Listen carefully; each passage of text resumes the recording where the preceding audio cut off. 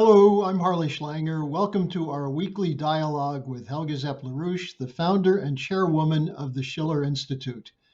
It's September 23rd, 2021, and I think it's fair to say we're in the midst of an extremely intense and complex battle between two completely distinct paradigms, one shaped by the policies of the British Empire, geopolitics, neoliberalism, and the other, the one that the Schiller Institute is fighting for, which is based on mutual cooperation and economic development.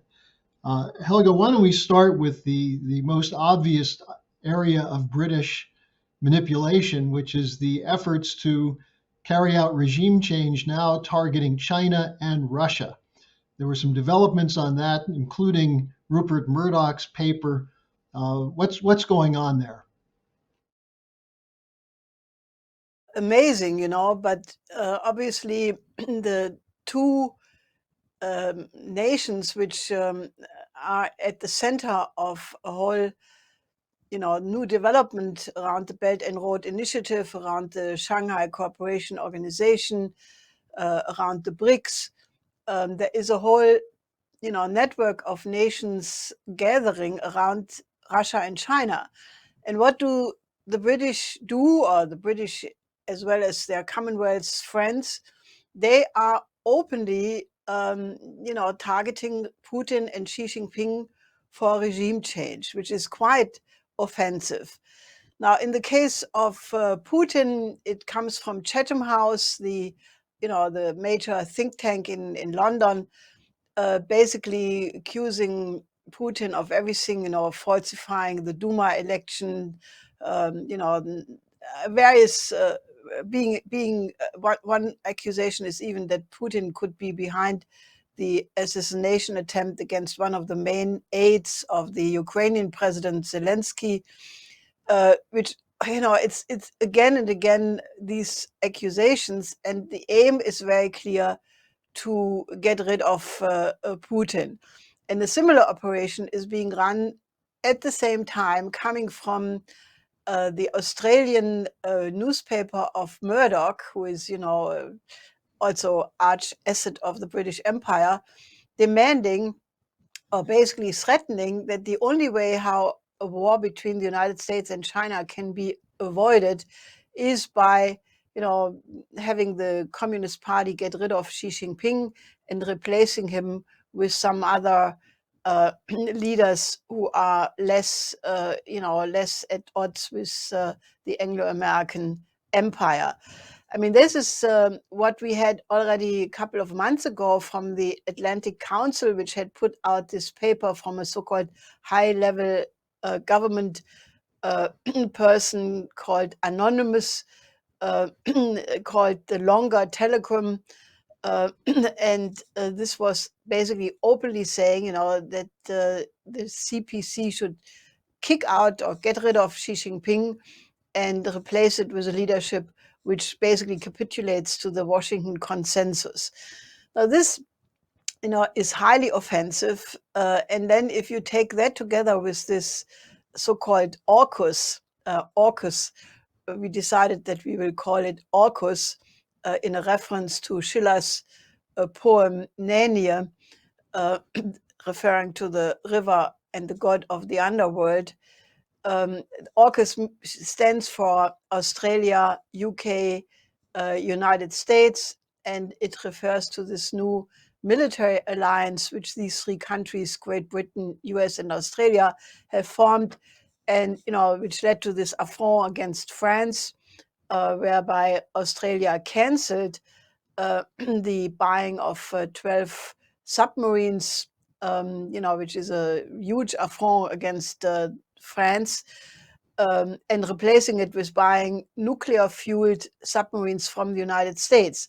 Now, it comes in this context. So as you can already see by this coincidence, this is highly offensive. And, many voices have come out since saying this will lead to a nuclear arms race in the Pacific. There is a whole uproar around it in Australia.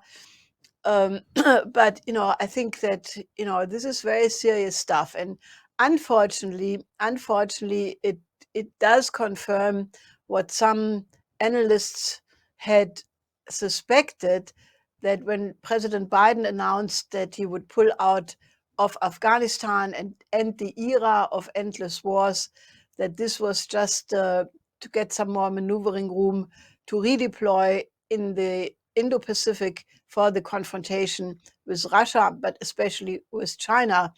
And that is exactly what we see, because now it turns out this was not a recent request by Australia, which is what the narrative was, which was put out. But this has been long in preparation, and the pressure came from the United States and the Britain on Australia and not the other way around. So I think this is very serious stuff, and we should really denounce it. And I hope that European nations will draw the right lessons of it and not be part of this at all, and basically suggest a different security architecture than NATO, because NATO is becoming more and more an offensive alliance with no good intention and no possible good end. Well, you mentioned two aspects of the targeting of Putin and Xi Jinping, with the Putin Chatham House and the attack on Xi Jinping, definitely coming from escalated by Murdoch, who's been identified for a long time with British intelligence. The Russian security official Patrushev openly identified this as a British Empire strategy. Yes, I think the role of of the British is coming more into focus, because it is very clear that the whole idea of global Britain, the role of the British after the Brexit, in alliance with the United States to try to recreate the unipolar world, um, which is impossible, obviously, but based on the special relationship between the United States and Great Britain, and then relying on essentially the Commonwealth countries to go into this confrontation. It is a revival of the British Empire, and that is what people should recognize. Well, we can get to this later because you have Boris Johnson playing a very big role in this, although he's quite clumsy and seemingly incompetent. But I want to then look at what happened, what's going on around Afghanistan, including what's going on at the United Nations. The the humanitarian situation there is worsening. The U.S. is still keeping a freeze on money that's actually the money of the Afghan nation. What's the story there? What's happening with that? Well, it is an outrage. I mean, this is money which was practically stolen by Janet Yellen, the Treasury Secretary. She decided to, basically keep this money, which belongs to the Afghanistan people. It doesn't belong to the United States. But this is a kind of a colonial grab. And this is incredible, because this will cause many people to die, because, as we discussed previously, uh, as David Beasley from the World Food Program said, more than 90% of the people are food insecure. 28 million are not eating enough. 4 million are about to die if, in the coming winter under present conditions. Then you have from the health minister, Dr. Walid Masroor, who says that after the so-called donor countries froze the money to the humanitarian aid money to Afghanistan, there are now more than 90% of the people without medical supply, and that with a fourth wave of COVID coming. So you have people having not enough to eat, having no money, no medical supply. The banks have no money. People can't buy anything. They can't import. This is genocide. I mean, you can't do this, and this is the kind of behavior that anybody who knows about that, and essentially everybody can know about it because it's in the media, I mean, is condoning genocide. And it must be said like that. We, among ourselves, discussed in the last days the notion of depraved indifference. This is when you know that somebody is in need and you're not helping, you are committing a crime. In Nuremberg, it was discussed, people knew or should have known, and in the same way, you cannot do that. I mean, who is Janet Yellen that she can decide to keep that money, which is the lifeline for people in utter needs? So I think this has to stop, and all the countries around, are demanding it. The president of Uzbekistan, Mirziyoyev, he said this freeze has to be unfrozen immediately. The Pakistani demanded it. Wang Yi, the Chinese foreign minister, all are demanding that this money be given to the Afghanistan people. And if the Taliban are now the government, then they are the representative. Also the Taliban have asked to speak at the United Nations. Afghanistan is scheduled to be the last speaker at the present UN General Assembly. And, the Taliban speaker, Shahil, said that the Taliban absolutely welcomes China's role in the reconstruction of Afghanistan. They hope that the Belt and Road Initiative will lead to the economic reconstruction of the country. As we have discussed it, this was the subject of discussion at the Shanghai Cooperation Organization meeting a couple of days ago. So there are, from the neighbor countries, clear different signals. They have an absolute interest that the situation in Afghanistan stabilizes, that that the horrendous humanitarian crisis be addressed and real economic reconstruction occurs. And this is in stark contrast to some other countries like the European Union, unfortunately, who basically, could not care less about the suffering of the people. I mean, right now, all the people who are talking about the rights of women in Afghanistan, they should give them food, because right now, pregnant women have no food, they have no medical attention, and therefore all this talk about women's rights is just a complete baloney, which has no substance to it, and it's just a propaganda. It's really very upsetting. It's very, and people just swallow all of this. People say, what do I have to do with Afghanistan? Well, you have everything to do with Afghanistan. The so-called West was fighting there for 20 years. The United States, Germany, NATO countries. So they left a mess, an unbelievable mess. So it's your responsibility, it's our responsibility to help to address the situation and undo the damage. That is what Afghanistan has to do with you and with us and the whole world. Well, and the point is, you don't have to love the Taliban to show concern for the conditions that millions of children are facing right now as a result of what we have done in the past 20, actually last 40 years. Now, the differences in approach to these kinds of situations were clearly on display at the UN General Assembly meeting, where President Biden spoke and President Xi Jinping spoke on the first day. It was really quite stark, the difference between them, wasn't it? Yes. I mean, Biden's speech was, a combination of things which sounds nice, but then he said, let's unite against global threats. And what does he mean by that? Naturally, Russia and China. Or let's unite globally against threats. So he excludes Russia and China from this global thinking rather than finding an integrative way.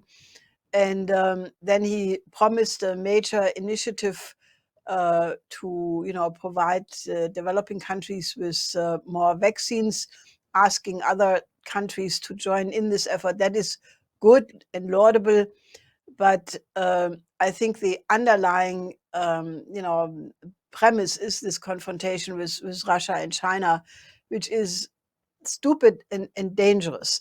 And if you contrast that with the speech by Xi Jinping, which was, basically what he tends to say, a new paradigm in thinking, and he announced a new global development initiative.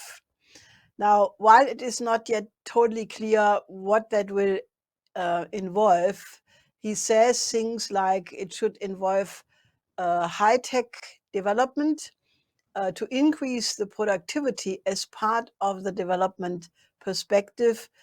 And I think, this is very good.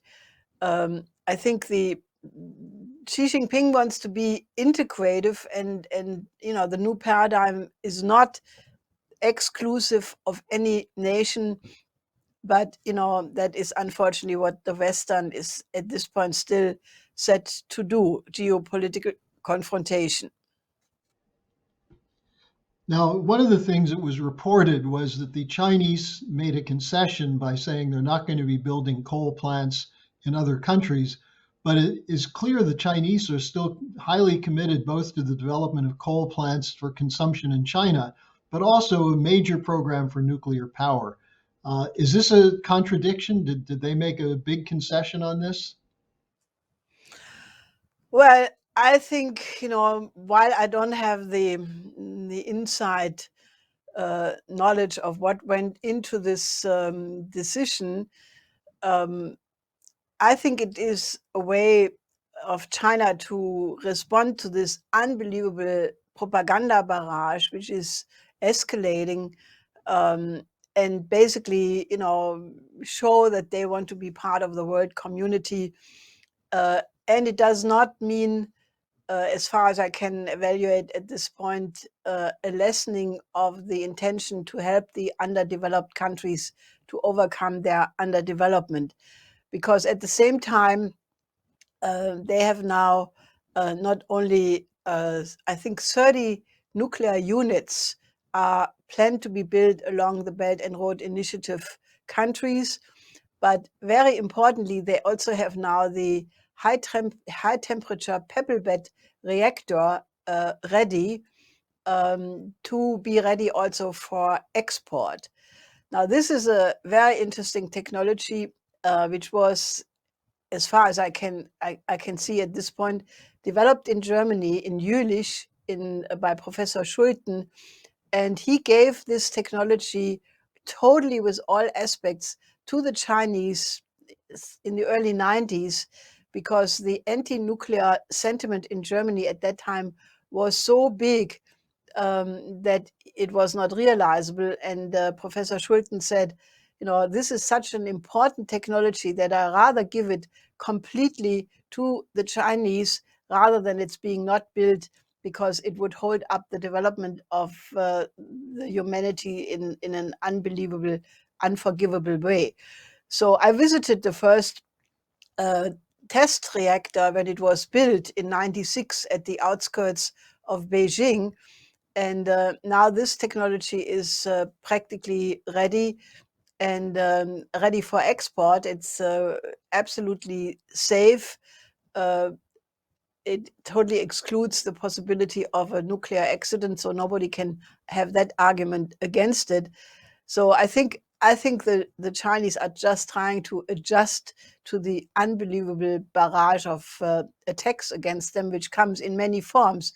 It comes in the form of all these think tank reports, open calls for regime change, a new military alliance in the Indo-Pacific. So I think that they feel that they have to somehow, keep some channels open and, basically find a way of dealing with all of this. Well, and while they're continuing with coal and nuclear production for electricity, we see the effects of the green policy destroying the German economy. And utility prices in Germany are up 12% for the first 8 months of this year. In the United Kingdom, where Johnson is pushing very hard with his attempt to take leadership of the green movement, Seven electricity supply companies have gone bankrupt in the last 3 months or 4 months, and another 40 or so are heading toward bankruptcy.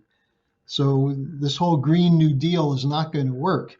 Now, Helga, when we talked before about the depraved indifference, I think we really should bring up this question of what's happening with Haiti, which has been struck with one crisis after another. What can you say about that? I mean, this is like the, I don't know this word in English now. It's like a monument of shame for the United States, particular, but also other countries, because this poor country, it was hit by various catastrophes, earthquake, weather catastrophes, and now you have an unbelievable humanitarian crisis where between Mexico and the United States, there are presently 14,000 Haitians hoping to get inside the United States, running away from an unbelievable situation of violence, of horror in their home country. And what is happening? Biden is doing exactly what Trump said he would do, and in part did, namely to say the border is closed, these people will be deported. And what is going on there right now is unbelievable.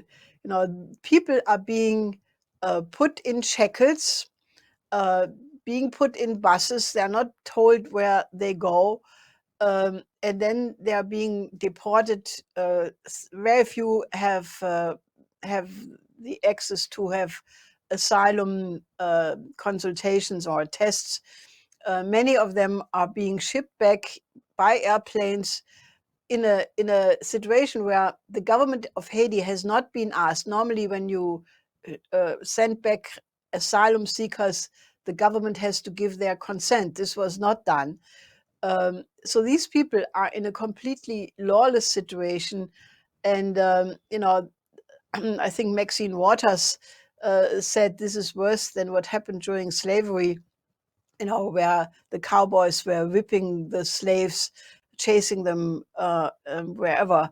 I mean, this is absolutely disgusting. So what we will do is we will have on the coming Sunday, Saturday, one of our team members from the Schiller Institute will present a program, what needs to be done to reconstruct Haiti.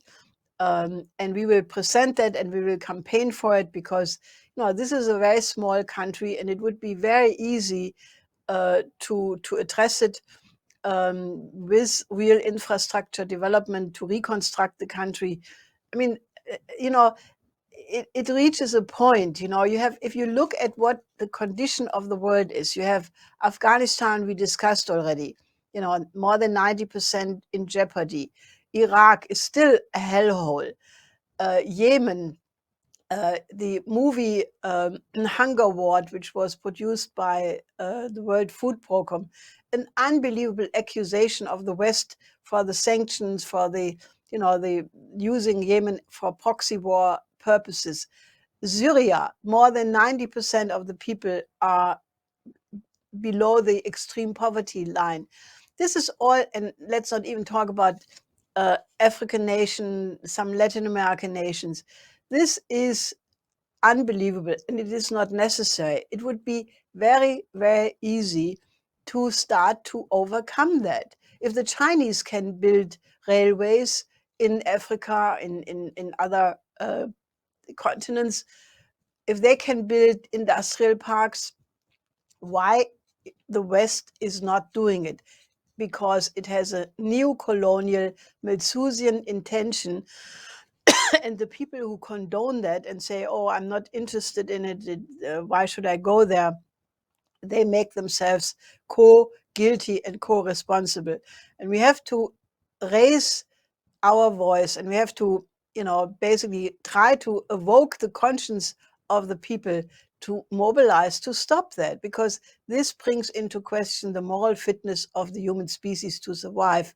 And what happens to Afghanistan and what happens in Haiti is a calling card what is the future of humanity? Because if we can't solve these problems, it forebodes our own destiny.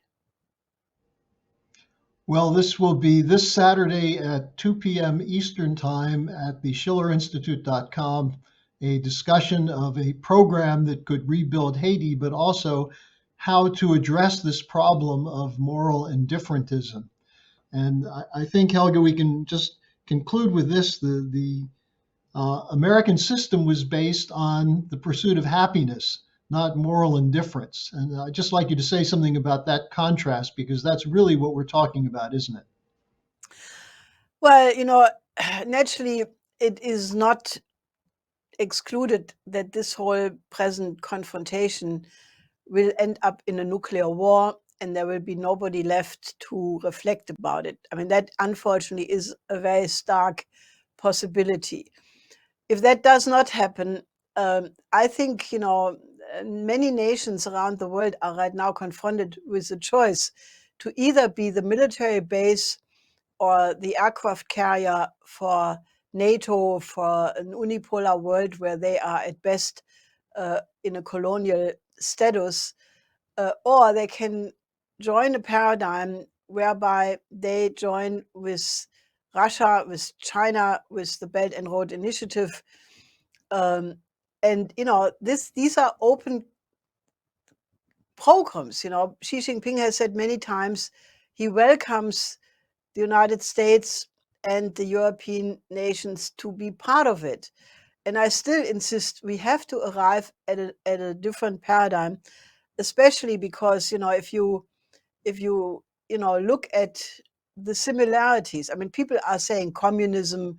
This is an empty word, because if you look at the reality of what China is doing, and I'm not even sure that the Chinese would agree with me saying that, but I think the Chinese characteristics, or what they call Chinese socialism, is Chinese characteristics. These Chinese characteristics are primarily Confucian, which was the philosophy for 2,500 years of China. And if you compare the moral theory of Confucius with that of Benjamin Franklin, you find that it's almost identical. And that is not a miracle, because Benjamin Franklin, who knew Confucius, was so excited about this conception that he made Confucianism the basis of his own moral philosophy. And then if you look at the early writings of the founding fathers, the American system of economy, Alexander Hamilton, the concept of the national bank, the American Constitution, the Declaration of Independence, the idea of the pursuit of happiness as being the reason why the state exists. Well, what is there different than when Xi Jinping says that he wants to have a situation where by 2050, basically when the Republic of China will have its 100th birthday, that he wants to have a world where China is a modern, culturally advanced country, democratic and developed, and in a world where the majority of the people have a happy life. The happiness of the people is what the state is for. And what has happened in the West is we have deviated from that conception. And now the purpose of the state is to make the rich richer, to make more billionaires, more millionaires, to redirect the wealth from the poor to the rich, not caring for the livelihood of a very large part of the population. And that is not the idea of what the American Republic was founded for. It for sure is not the ideal of the state from the German classical period, or if you look at the ideas from Stein, from Humboldt, what they had hoped to get out of the liberation wars and the Congress of Vienna, which never was quite realized, but nevertheless these ideas were absolutely there. So I think we have to do some rethinking. We have lost the way. It's not the Chinese doing it. We have lost the way. And hopefully, we can catalyze enough people to join us and try to, to get back on the way which we once were on, at least as cultures and civilizations. Well, Helga, thanks again for joining us this week, and I assume we'll be back again next week with you.